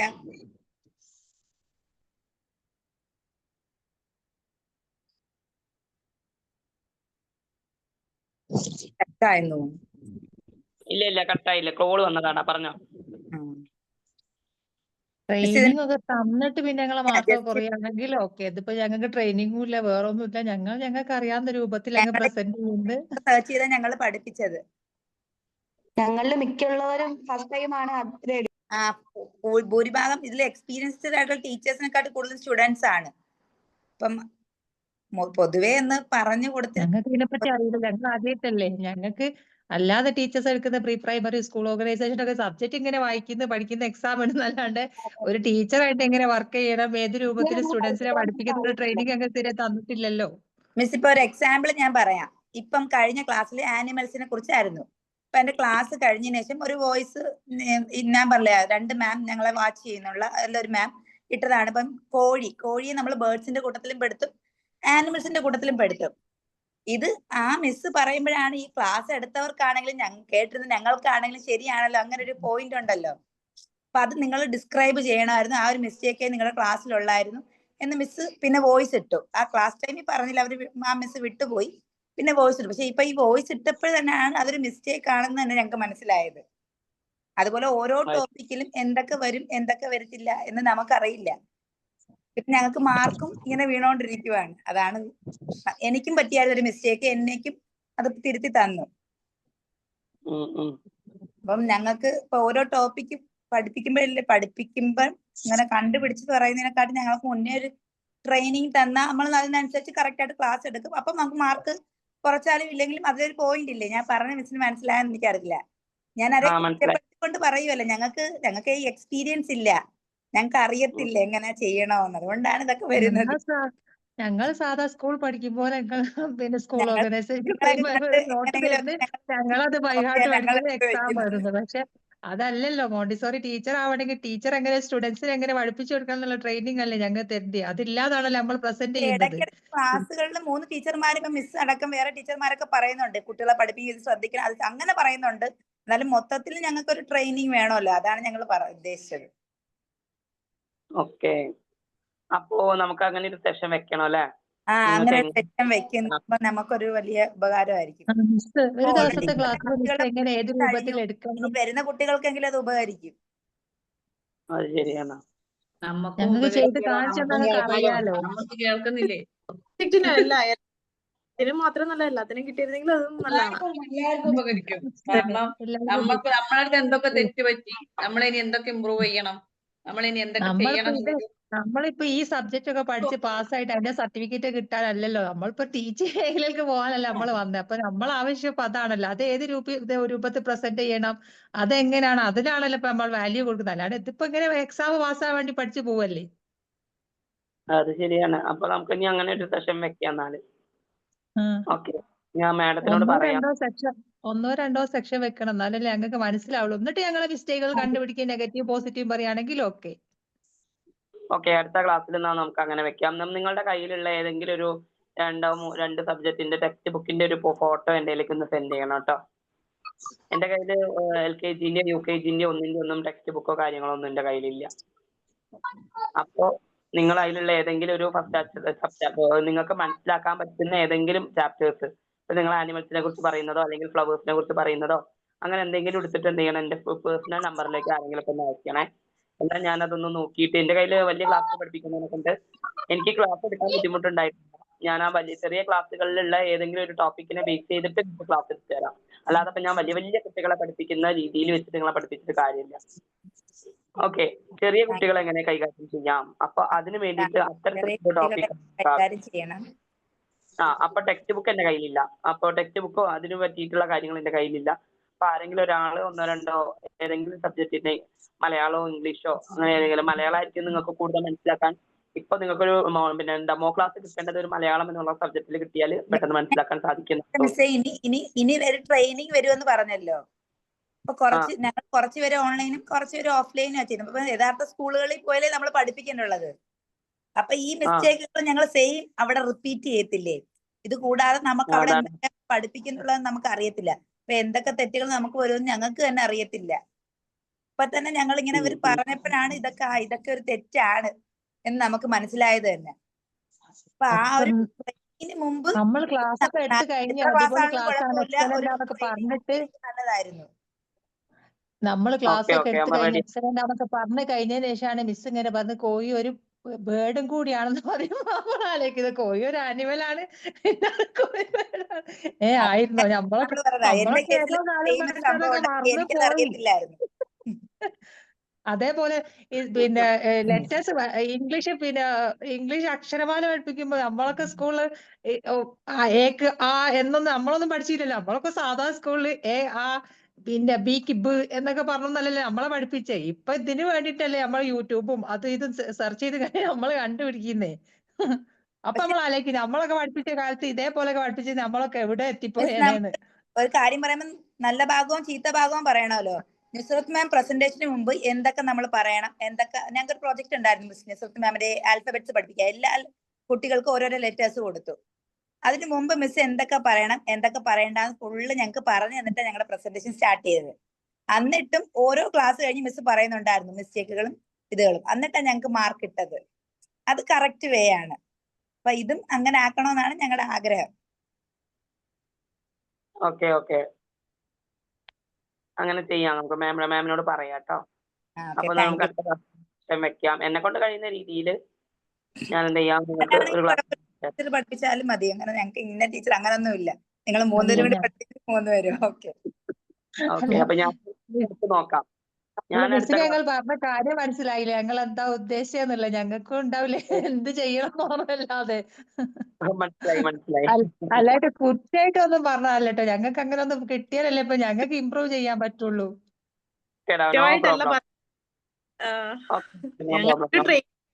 മാത്രമേ പറഞ്ഞുള്ളൂ, അല്ലാണ്ട് അത് ടോട്ടലി മൊത്തം ഈ ഒരു സബ്ജക്റ്റ് അല്ല പറഞ്ഞത്. ഈ ഒരു സബ്ജക്ട് ബേസിലല്ല പറഞ്ഞത്, മൊത്തത്തിലാണ് ഉദ്ദേശിച്ചത്.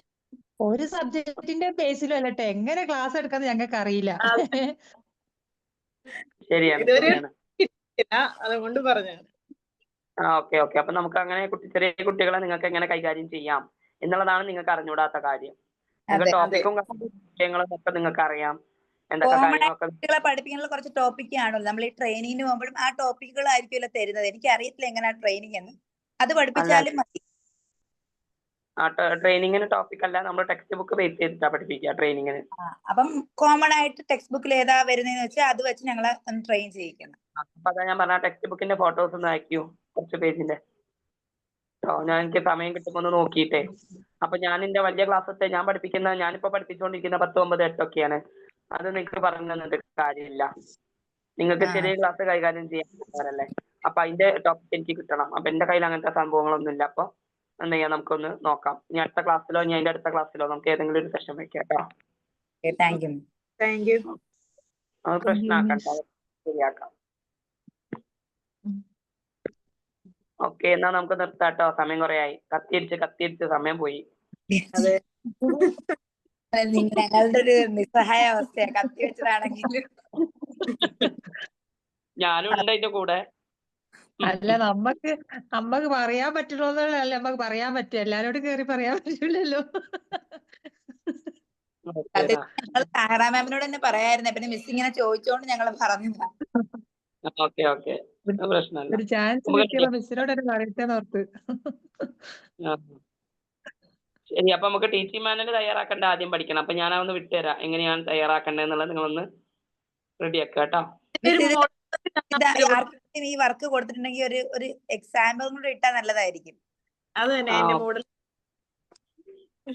അത് കാണുമ്പോൾ ഞങ്ങൾക്ക് ഏതാണ്ട് ഒരു മനസ്സിലാവില്ല. പറയുന്നതിനെക്കാട്ടും കൺഫ്യൂഷൻ വരും. ഫസ്റ്റ് ഭാഗം എന്ന് പിന്നെ സെക്കൻഡ് ഭാഗം എന്ന് പറയുമ്പോൾ ഒരു നോട്ടിൽ സെന്ററിൽ എഴുതണോ ലാസ്റ്റ് എഴുതണോ ഫസ്റ്റിൽ എഴുതണോ അങ്ങനെയുള്ള ഒരു കൺഫ്യൂഷൻ വരും. അതിനെ കൊണ്ട് ഒന്ന് അങ്ങനത്തെ ഒരു ബുക്ക് ഉണ്ടെങ്കിൽ അതിന്റെ ഫോട്ടോയോ വീഡിയോ അതും ഒരു വോയിസും കൂടി ഇട്ടാൽ മതി. അതിന്റെ മോഡലും അതിന്റെ ഫോട്ടോയോ അല്ലെങ്കിൽ അതിന്റെ വോയിസ് ഒക്കെ ആയിട്ട് നാളെ മറ്റന്നാളോ ഞാൻ സെൻഡ് ചെയ്തുതരാം. അപ്പൊ നിങ്ങൾ അതിനനുസരിച്ച് അടുത്ത ആഴ്ചത്തേക്ക് റെഡി ആക്കി വെച്ചാൽ മതി കേട്ടോ. Okay, thank you. Good night. Okay.